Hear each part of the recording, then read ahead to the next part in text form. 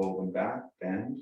Knees and hips straight ahead, just from the bottom of the rib cage up, turn. Now notice this time, when you're turning, look back, and on the side you're turning towards, pull that shoulder blade closer to your spine so you wake up those muscles in the middle of your upper back. Great for your posture. There we go, one more, each side, everybody. Very nice. Now just take a moment to notice. Now we're going to come right onto the floor and do 3 Frankenball exercises that are really a balancing set of your lower back and pelvic muscles, your pelvic floor, and your hip flexors. So come on to your back when you're ready. And I want you to put the balls right above your sit bones on the back of your butt. Just the width of your sit bones with your feet flat in line with your sit bones. And again, you're putting your legs in line with your hip joints. Now, as you come onto your back, turn your palms up by your side and just take a couple breaths where you let your body fall into gravity. On the exhale, let the front of the body fall into the back of the body and let your hips get heavier on the balls.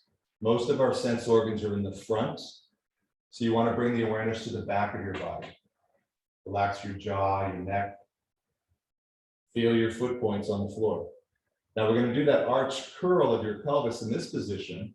But take a breath, and on the exhale, as you start to follow your belly wall in, curl the tail towards the back of your knees and sink your front ribs towards the floor. Feel how you're lengthening the lower back. Now use your lower back muscles to tip your tail towards the floor. Feel your sit bones widening.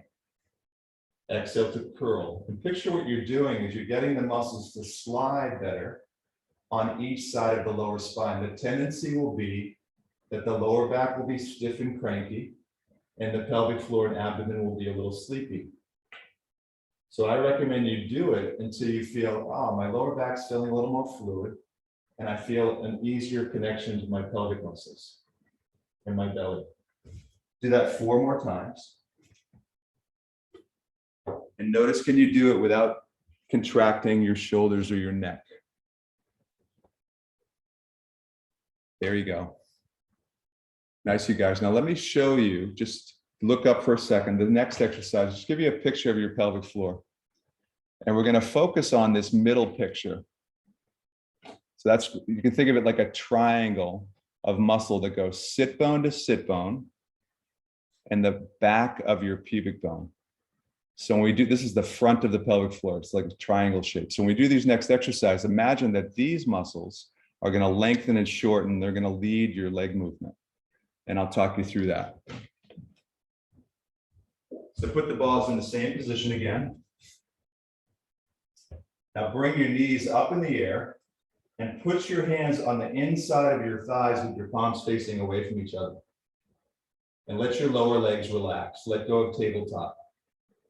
So now nice and slow, as you inhale, let your knees and your feet open out to the side and picture that front triangle of the pelvic floor is lengthening.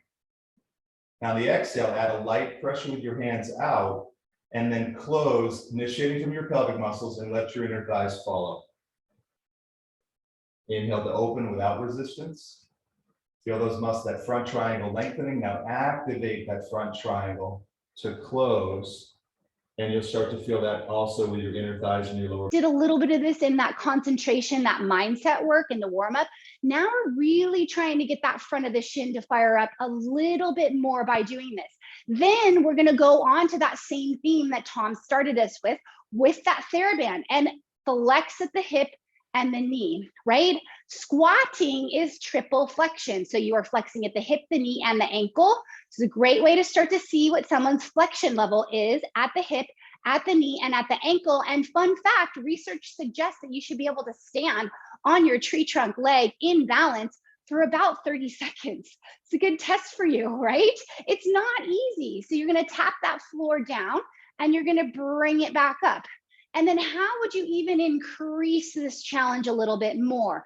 You would then come up and maybe extend that knee out and bend and lower. But how could you also provide an assisted environment for your clients in your classes that couldn't do that?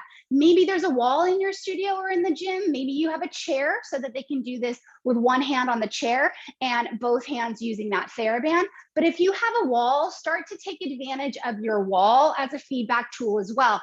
So if you're up against a wall, it's the same exact thing.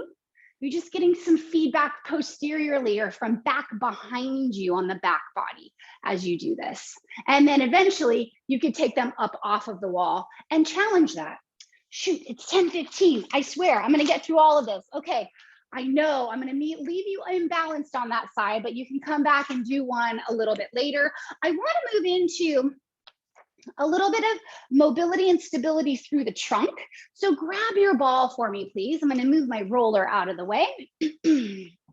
And one of the things that research also suggests, I'm going to leave you with all of these resources that I have, and I'll mention some of Tom's as well if he wants to give me those 2 books when I follow up with you with this recording, is that having our clients in a more supported supine incline environment and less on their back is a good thing. It doesn't mean that you can't train people on their back. Again, you're going to have to look at your clients in your moving environment.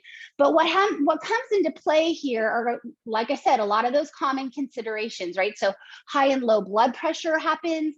We're dealing with visual and vestibular issues. I have clients that have situational vertigo.